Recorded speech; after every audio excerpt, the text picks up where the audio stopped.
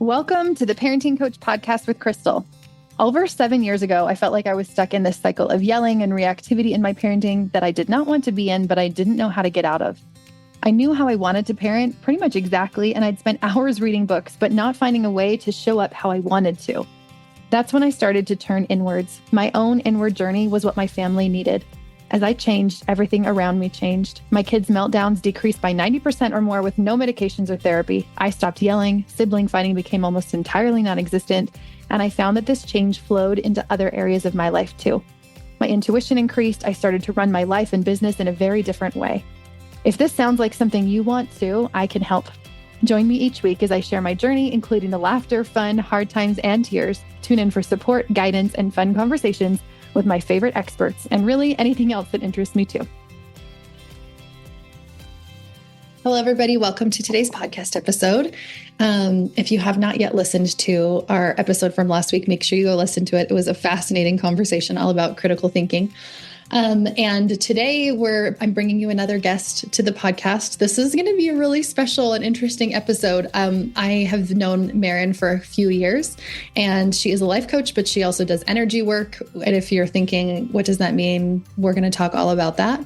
And we're going to specifically dive in today with the energy of money. And maybe we'll talk about the energy of a few other things as we're doing that too. But Maren, do you want to first just introduce yourself to us and tell us what you do? Yes. Hi, I'm Maren Rasmussen, and I am from Utah. I have two little kids that are 2 and 3 years old, and then I also have step kids that are 18 and 21. So quite a big gap there. And I got into energy work, oh man, long time ago, like 15 years ago or more. And I had some autoimmune issues, fibromyalgia specifically, that just opened me up to the door of energy work. And I've always told people, you know what, when you kind of reach your limit of what more can I do? How else can I fix this? It kind of pushes you beyond and being willing to open up to new things. So I'm so grateful for that, for those reasons. But yeah. What is it? Can you tell us what energy work is? Like when I think of that, because I know like your past story was kind of like you got into like, is it NAET? Yep. So I did some of that too. Like it's like allergy elimination type stuff, right? Yeah. And like muscle testing. So if anybody's like heard of those kinds of things, like that kind of work, how did you, because the energy work you do, I feel like is very different from that. So tell us how you noticed that. Like what was that experience? Like the evolution of that. Yeah. So yeah, I started with the NAET, and she basically just did muscle testing and would ask questions, muscle test, and clear things that way. It fascinated me and it helped me with my fibromyalgia. And so then I was open to, I started hearing about more people, like 3 or 4 other women that also helped me in my progress of like understanding my gift. At that time, I just thought it was super interesting. I was like, this is really cool that this helped. Like I had an experience at this age that we released now, and now my symptoms are gone. I'm not sick anymore. I was so sick and now I'm not. So it definitely opened my eyes up to what is this? I also will say, like, I think that significant of a physical experience makes you like more of a believer, because you're like, there has to be something to this. Yeah. And my mom used to take me to people like this all the time in my youth, because I was also very ill as a teenager, as a young child. And then again, like mid years, and then like as a teenager. And so she started taking me to alternative people because the doctors got to the end where they were like, we don't know. We don't know why she's sick. We can't do anything about it. She's like losing weight. She's sick all the time, but I don't know what it is. And they'd kind of like run all the tests on there. And so then she started taking me to people, and I would always like dub them her witch doctors. I'd be like, oh, mom's taking me to another witch doctor. But this one man who did that, but he did a few other things also. He was like a chiropractor. And anyways, he combined all these modalities. I don't even know what he did, but like within like 6 months, like I was like, I was an entirely different person. And so it's hard to like look back on that and be like, there's nothing to it. You know, I have no idea how that worked, but I do know that it worked. Yeah. And that's for me, I could barely get out of bed. I was struggling going to work. Every time I exercised, I felt way worse. Like it was very apparent I was sick. And then within 4 sessions with this woman, I was better. I was able to go to work. I was able to exercise, all the things. So yes, such a dramatic shift. from there, I met a few others that didn't do NAET specifically. They just said they did energy work. One focused on chakras, another focused more on generational patterns. So connecting with your ancestors and finding patterns and beliefs that are within the bloodline that have been passed down to you. And that with her is where I found she would start speaking about like, okay, I'm noticing this, or I'm seeing this person. And I was seeing it before she said it. So I was like, whoa, I'm seeing exactly what she's speaking. And like so, visually, like you're actually seeing the things. And in my mind's eye, right? Like I wasn't seeing like physically, but like almost like I was daydreaming or imagining what she was kind of trying to dig into. And then from there, I was like, okay, I've got a gift in this somehow, some way. And so I read the book, The Emotion Code. It teaches you how to muscle test. I was very interested in muscle testing. And so I was like, I just want to learn how to do that. I didn't even read the whole book. I figured out how to muscle test. And then there's like a chart in there that you can like muscle test to see which emotions you need to release. So I started working on friends and family that were open to me just playing around with this while I was figuring it out. And I have a sister-in-law that was into energy work, and she could kind of feel the energy. She would move with it. But besides that, beyond that, she didn't see much more.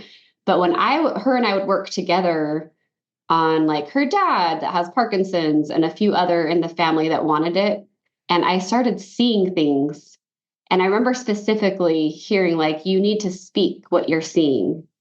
So, okay, I'm seeing a guy or a man that has a plaid shirt on and khaki jeans. And then as I started talking, the image opened up more and more and more to me. So, and that's exactly how it is even now. At that point, I was still very like, what does this mean? How do we move this energy? What's the point of seeing it this way? So I had a few mentors, specifically the women that had worked on me before, that I would reach out to and ask questions. And so I've learned kind of some rules and guidelines that I use when I work on people. But beyond that, I remember one time specifically, I would always feel like someone on the left side of the person I was working on. And my mentor said, you need to ask them, like, who are they? What are they doing here? And so from there, I found, I always see people's dad and his generational line over their left shoulder. And I see the mom and that generational line over the right shoulder. So that helped me like define who I was talking to more specifically. But yeah, from there, I just started working on people. And then I felt like something was kind of missing. And that's when I found Jody Moore, who does mindset, thought work. And I was like, okay, this is the missing piece of bringing together energy and also like the mindset work of understanding how your thoughts create your feelings. And that's kind of the model I use now when I work on people. So did you go to the life coach school after that then? I did, yeah. So I went to Jody Moore's Be Bold Masters and I did a couple of her events. And then I went to the life coach school in 2020, right when COVID was hitting. And then from there, I was working a full-time corporate job this whole time. And I had 2 kids during those years. And then the corporate job fizzled out this last year and I quit in April. It's been almost a year now. And I've just been focusing now on my kids and then also doing energy work / life coaching. So tell me about, what did you feel like the missing piece was? Cause that's interesting to me. Cause I went the opposite way. I found life coaching first. And I felt like it was very much missing in the feelings, in the emotions, in somatic work. It was missing shame. It was missing our own self-identity and making those like bigger changes. And even though I felt like it was useful to me, like I call it like my gateway drug, because I didn't understand like that I even had thoughts. And then I just like believed all the thoughts I had and just like thought I was the center of the universe, I guess, like we probably do in our minds. So I feel like it really opened me up to this whole new world for sure. but I felt like it was missing a lot. So what did you feel like you got from it that helped you with the energy work piece? Yeah, it's funny. You explaining that, I'm like, oh, I just did the opposite. Like I learned energy work and was like really engulfed in that. And I love this. And it's so awesome. It's moving things, it's shifting. But I just felt like I kind of felt like a lack of personal accountability. I didn't understand even at that time that my thoughts created my feelings. So doing energy work and being very empathic, my husband would come home, maybe he's in a bad mood, and I'm just blaming him for all of it and not finding the creator that's within, right? Like my own creations. And so, yeah, bringing those two together. And now it's definitely like I went very heavy on like the mindset work for a while, almost to the point where I was like, I'm not going to do energy work. I'm just going to do but now they totally work together. It's right. It's embodying everything and helping to see what's going on in the system. And you have to be able to look at the thoughts, but also understand the feeling and the energy of it and how they kind of work together or work against each other, all of that. So interesting. Recently, one thing that I've recently found is, and I don't know the science behind this. I heard this from my coach somehow, so I'm sorry, but I'm not exactly sure how to say this, but we have like neural pathways, and there's something about our heart and our stomach, which you might know this more than I, but our heart and stomach also have like a thinking center. And as I started looking at specifically with me, I've had sinus infections and sinus issues. And the thing that opened up to me was you need to stop thinking so much. You need to let that energy move to your heart and stomach. And that is where it's going to process. You're like, it's almost like my throat was like keeping it stuck up in my head. And I need to shift it to allow to feel it, stop overthinking, stop thinking about it so much, feel it in my heart, experience it, let it talk to me, let it process, let it leave. Like, That's so interesting because I see you as only energy person. So I'm like, that's interesting that you're like, but then I'm stuck up in my thoughts. I wonder when I think about masculine and feminine energy, which if you listen to this podcast, you've probably heard me talk about quite a few times before, but it's energy that's within us. It's yin and yang. We have both of them all of the time. And masculine energy is more concrete. It's more logical. It's more structured. And feminine energy is more fluid and it's more movement and it's more receiving versus producing. And the goal is to kind of integrate both of these yin and yang energies. And I think maybe that's what we're talking about here is that like when I first found the life coach school, very yang energy, like all yang. And it was like, here is like, we're just going to do this over and over and over and over and over again in exactly the same way until you get it. And at that time, my whole life was yang energy. So I was like, oh, I can do this, like A+, like I can figure this out. But had not really incorporated any of that yin. And I think it's that combination of like, okay, what's happening in the mind, but also like, let's go down into the body, like what's happening with our energy, with our feelings, with our heart, with our stomach. One of my favorite meditations to do is a guided meditation where you imagine your mind and you imagine your heart and you imagine your gut, and you do these all separately. But as you're imagining it, you just ask it like, what message do you have for me? Like, what do you have to share? And I think that so often we are more easy to tap into our mind, but not as easy to tap into our gut, to tap into our heart. Yeah. And especially in the world we live in, I've definitely discovered over the past, this year specifically, to separate, like I live around all these people and my husband and the things that I'm kind of engulfed in, and where I'm wanting to go is just so different from that. And it really is a balance of the feminine and masculine energy. And I see energetically when one overpowers the other, it totally overtakes that chakra or that area of the body. And it doesn't allow you to like, it's almost like saying like, this part of me is bad. Like the feminine is like, this isn't okay to listen to. So I'm just going to really step into the masculine here because that's what I need. And really it's the balance of both of them. Or in those moments, maybe if you're too masculine, allowing more of the feminine in to like support and seeing the strength in that, that allows that inner balance, help you to connect with yourself and what you're striving to create. When you walk around, do you just see energy around people all the time? No, people ask me that all the time. It takes effort to tap into energy, and I have a specific rule that I don't tap into anyone without their permission. Mhm.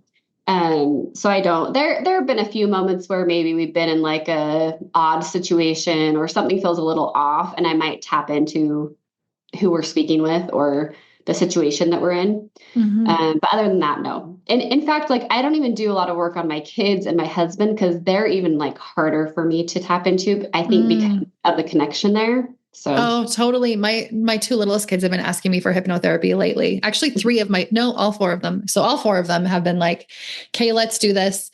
Anyways, the younger two have always been really resistant to it, but recently there's been little things that they're like, "Can you do hypnotherapy on this?" And anyway, so my one son wanted it for stage fright, another son's trying to figure out what to do about life and college and whatever. And I like have always been so resistant to it. Like I messaged a friend of mine who's a hypnotherapist. I'm like, can you meet with them? Like, I yeah. do feel like there is a difference there. Like it seems, I don't know if it's the separation or something like that. I see things. It's harder for me to process things with them than it is Yes. for people that I don't know. When you are doing this work with people, so you kind of get in a conversation with them or whatever, and you start seeing this like energy, how does the life coaching aspect of it help you there? Like knowing that thoughts create our feelings and feelings fuel our actions and like helping people see that. How do you integrate that? Yeah. So sometimes I will just see a symbol like a square or circle or a color. And all I need to do is like notice it and release it. Other times, thoughts start coming in. So it kind of shows to me, oh, there's a belief here around money or around health or around masculine. I just worked on a man recently, and he had resistance to masculine energy, and so as I tapped into that more, it kind of opens up to me if it's generational or not, and then specific words come together or an idea like, oh, this is the belief that we need to release. And then I also mention to them, if it feels important enough, I'll mention to them, this is probably a belief that you might want to work on consciously, like throughout the coming weeks as you're shifting things. Because if you're seeing it show up, it's going to just attract energy to kind of get stuck again. Mm, So yeah, it totally depends on where it is in the body. And that's what I love is like, I feel like the energy helps me see, is this something that we really need to do thought work on and focus on that? Or do we just need to release the belief? Or is it mhm. just energy that we're just releasing? We don't need to see words with it. We just need to see you and allow it to process and release from their system. Okay, so let's talk about abundance. Yeah. When you see abundance of like love or abundance of like, I don't know, experiences, like an abundance can be really in anything. Do you see money differently than that? Or does you feel like positive energy kind of flows in the same way? Like what does that look like energetically? Yeah. First and foremost, it's light. So if you just imagine like a really warm, bright light, like the sunshine, or, I believe in God. So I think of that light that I imagine with Him. Um, that light is always there. There's movement. It's never just like stuck or solid. There's movement in the energy. It's like it's not too fast or slow. It just is. Sometimes from there, a lot of people have money issues or ideas they want to shift. And so sometimes I am like told, like, hey, I want to work on my money. So I specifically tap into that.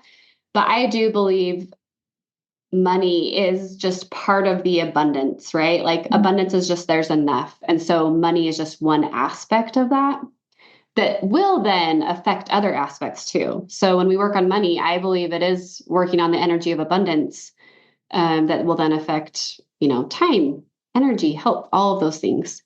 But Mm-hmm. I love doing money work so much because the main thing I've noticed is when we connect with the energy of money and our beliefs about it, what do we think about it?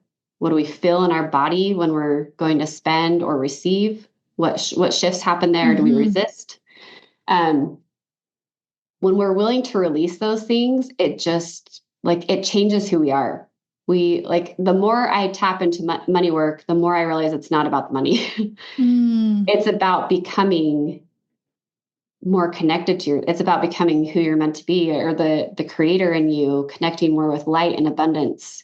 Um, there's so many limitations the world and cultures have put on money and characterizing it specifically, like making it evil or good, like all those things. And then I think then we block it, right? And Yes. when I was doing manifestation work, what I noticed within myself and when I was journaling was that I could only manifest to the level of my self-worth. That self-worth was actually the thing that was blocking my manifestation. Because if I believed enough that I could receive something, but I didn't feel like I was worthy to receive that thing, then I would constantly be blocking the thing from coming in. Oh, totally. And I think that abundance, like you said, I love that you were like, it all just kind of looks the same. Because I think as we work on one area of our life, like love, relationships, connection with people, that it also seeps out to money. Like everything is interconnected. You can't just work on one thing and not have the other things impacted. Yeah. And money, if you think about money, it really is just the essence of like creation, putting value into the world, and then also receiving, giving, like all of those aspects that for some people, parts of those are super easy, but then they block the others because it's not okay. Like I can listen to people talking about money or little things, like, oh, this is so expensive. And you can see instantly, oh, they're blocking that creation and like the ability to connect with more. And I love too, I think that as we connect, like you said, like the self-worth, as we release shame always hides. Whenever I look at that in the system, if something's hiding from me, I instantly know it's shame. And I will tell people often, sorry, your energy's hiding from me, or like the ancestral line, like the generational energy is hiding from me. So the first thing we need to do is clear shame, because that's the only reason that I'm seeing a need to hide, right? But as we connect more with who we are, the creator within us, there's nothing to be shameful about. It's okay to create. It's okay to receive. It's okay to create more. Like it's more than okay. Ego. Like that is what we're here for. Yeah. But it's not about the money. It's like when I tap into the energy of receiving more, that I am also like giving more. I'm also more connected to the people around me. And that even if I didn't actually get more back, that I would still be like becoming. And I also think that the scarcity and abundance comes up around time. Like Maren and I just finished reading The Big Leap a little while ago, having a little book club discussion with it in one of our coaching groups. And they talked about going on a time diet, like not complaining about time in a way that was scarce. And I recognized how often I do this, like, oh, I could do that, but I don't have the time. Or like, nope, sorry, don't have enough time for that tonight or whatever. And I'm like, wow, do I ever talk about time scarcity a lot in a way that I did not realize before? Yeah, it's so interesting when you like have those little like ideas brought to you. You're like, oh my gosh, the awareness. Like, I think that's what energy work is and we're just bringing awareness to what's going on. And that's when it can shift. That's when it can, additionally, like gifts and talents, when we bring awareness to that, that's when it can be amplified and enhanced and created and stepped into more. So yeah. That is what led me. That's totally what led me into intuitive coaching, because I recognized like there would be things that I would say or feel or think while I was working with someone. And then as soon as I started following that, I was like, oh yeah, like that's what we need to do. And so somebody asked me like, well, can you teach me how to do like the meditations that you do with your clients? And I was like, I don't think it's something I can teach, because it's not something that I think of beforehand. Like, oh, I know I'm going to say this to them. I just get in there and like an image will come to mind and I'll be like, okay, we're going to go this way with this. Because that's what's needed. So I love this idea of like opening up to abundance. And if somebody is not yet ready to do like to hop on the energy work train yet, but they want to kind of open up their own self energy to receive more abundance, whether it's in time or money or love, whatever it is for them, self-worth, what can they do on their own energetically? Yeah, one of my favorite practices is to I talk about like the third eye in between your two eyes, is where we see things more spiritually. It's like everything's created spiritually before it's created physically. And everyone has an imagination. In fact, I look at my two little kids and I'm like, holy cow, I like had such a great imagination as a child. And then as I got older and older, I thought it was something that was hindering me. And so I stopped daydreaming. I stopped imagining things. And now I'm like, oh my gosh, that's the key. Like that is it. So that's what I would say for everyone is a few different things you can do is you could lay down and just kind of ask your body, like where, you know, if you're focusing on something specific, say money, wanting to tap into that more, or abundance, where is it in my body? And just trust whatever comes to your mind is where to go.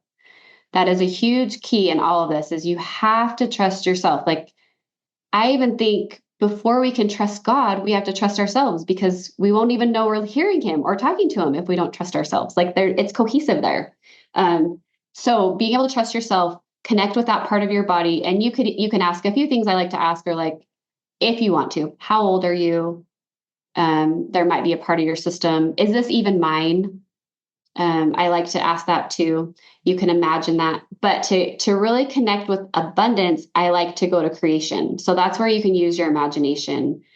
And if you had everything you wanted, or if there's something specific that you're really excited about, it's going into that world and creating it in your mind, in your mind's eye, and imagining what it would feel like. What does it look like? Say you want a new car or a new home or connecting with your spouse more. What does that feel and look like? And it really is the feeling that helps you expand more into that light of abundance, the energy of abundance, which then helps you attract and connect with that energy that already wants to support you. It's already trying to get to you. Relaxing into it is, I would say, like the most important thing. When you can relax into it and connect with that feeling, you're there. And then it's trusting, and it's not, you don't have to be there all the time, but it's connecting with that consistently, allowing yourself to go there really helps your system open up to it. I feel like it's like if there's a door is closed, you're opening up that door to let it all in. Yeah. And manifestation I found is like so much energy. Like it's all about the energy. I can think my way into like trying to believe something, but unless I'm actually in the energy of the thing that I want to receive, I can't receive it. Yes. And I kind of have this philosophy. I share this with my clients, but I believe that there's like two rooms. And in the one room is like shame and fear and self-doubt and worry and sadness. And in the other room is like trust energy. And when we're in trust energy, we're opening up to like infinite possibilities. And when we're in the other room, we are the only solutions there are control and apathy. Like I will make this work, or like, I'm just going to give up. And our goal is just to notice when we're in one room or the other and just to open the door between the two, not to feel like bad that I'm in this room. Like it's not supposed to be here. I'm supposed to feel good all the time. Because we're not, we'd all just be like robots if we felt good all the time. Like we would have no learning. We'd have no growth. There would be no color or contrast to life. And so it's accepting the room that I'm in and like sitting with that and listening to that so that I can open that door to the other side. And that's what I imagine this work is just shifting, opening up the door, and going back and forth. I would love to talk for a minute about God. As you were going through this and kind of understanding your energy work, how did your faith equate in there? Were you like a little bit like, well, how does this align with like what I believe? Oh yeah, totally. And like when I first started learning about energy work, I was like, is this even okay? Like, I remember really kind of having a war within myself. And finally, I was just like, God, I'm going to go after this because this feels good. It feels right. If it's wrong, I'm going to trust you'll stop me. And so I actually every so often, and my husband too, will kind of check in. How are you doing? And I feel like the only times that it feels wrong or off is if my ego kind of gets in the way. And I know without a doubt, I can't tap into someone's energy without God's support. I really feel like he would just turn that off. Like, you can't see this anymore. But over the last few years, it's definitely evolved. I see things differently. I would even say I've had like a few faith crisis moments where I'm like, how does this all connect? How is this okay? It's opened up my mind and expanded to how I see things. Whereas before I've been like very strict, obedient, like easy for me, like super easy for me to just like follow those rules. I'm good with that. And this is opening me up more to, okay, I want to and need to connect with God specifically. And I know there's more out there that we all don't know, and that's okay. So I feel like I've gotten to a place where I'm just okay with maybe cognitive dissonance, like two opposing ideas that I'm like, okay, they're just going to live together right now while I'm in this mortal journey. And I'm okay with that. But overall, I feel like opening up to God and trusting, like my connection with him has been like the most, him and Christ, like it's just expanded that. So I think that life is full of paradox. And I think that we try to avoid paradox because our brain likes certainty, but understanding that life is just full of them. And that my husband and I have conversations like this all of the time because we definitely differ on the character of God, like what we believe about that. And I would say that my whole life now feels cognitively dissonant, not just with religion, but pretty much every belief in every field that you could have. I feel like I have this ability where I've kind of increased my capacity to hold two things at once and to see both sides at once and to not feel like I have to just pick one or the other, but to just be open to all, knowing that I don't have the whole picture. And this totally goes well with our last week's episode. We were talking about critical thinking and it being the skill of it's not about getting it right. It's about increasing insight. And that's what I think coaching and growth is like, we're able to just increase insight. There doesn't have to be like, here's one right way, one wrong way, but there's more. Yeah, I love that. And I feel like as I've done this work more, as I work on a client, I'm like, they have the answers. It's not me. I'm just helping. I'm trying to open them up to seeing that within them. And similarly, like an organization doesn't have all the answers. Like that is within me. And then I have these things that support me and it just expands. We're progressive creatures. We want more. We want that expansion, that understanding, the enlightenment. And as we connect with that on an energetic level, I feel like that can really amplify quickly as we're open to that because energy is everything. Perfect end. Let's end on that note. Energy is everything. I 100% agree. And thank you for coming on. Thank you for sharing your thoughts with us. If anyone wants to work with you, I highly suggest Maren. Also, if you come into my one-on-one coaching container, you get sessions with Maren, and that has been a lovely addition. And she comes in my group programs also every once in a while. So tell us how people can connect with you, how they can work with you, what that looks like. Yeah, so you can find me on Instagram at Living Awake with Maren, or you can email me at Maren at livingawake.co. Either way, I will get back to you and respond. I work with people on just one-on-one sessions. You know, someone wants a session once a year or something, we can do that through Zoom or email. I also have packages where I have individuals that just want to deep dive and we stick together for 6 months or more and work through things. And then I also work with people through Voxer. That's an app that you can text, walkie-talkie. That's a little less hands-on, but we can work through little things here and there as they come up. So a lot of options, but I love it. I love working with people. If you're ready to dive in deep, then I'm here for you. Yeah. And dive in deep to your own answers. I think that's one thing that was really missing from the coaching field when I joined. It was like, here's how you do a sales call and convince somebody to sign up with you, instead of like, they have their answers. They even have their answers about whether or not I'm the guide that would be helpful for them right now. Yes. And that has completely changed it. I don't even really do sales calls. And if I do some sort of a consult call, it's like, let's just get a taste of what my energy is like and what I do to work with people. And you will know if it's right for you. And that feels so different and so much more abundant, right? I'm so much more like everyone has a path and everyone has answers within them. And it's not me that gets to decide that, like you said, if our ego gets in the way, that's the only time it feels icky. I think that's for more than just energy work. Totally. So I love this way of ethical marketing, ethical business building. And, thank you, Maren. Thanks for being in my world. I appreciate you. Yeah, so fun. If you enjoyed this episode as much as I did, I would love for you to help spread the word by getting this message of support and guidance out to as many people as possible. So text it to your best friend or tag me on Instagram and share it. Leave a review, rate it, subscribe it, or follow on your favorite platform. Send me a DM on IG letting me know which parts have impacted you or what you'd like to see on future episodes. We'll see you next week.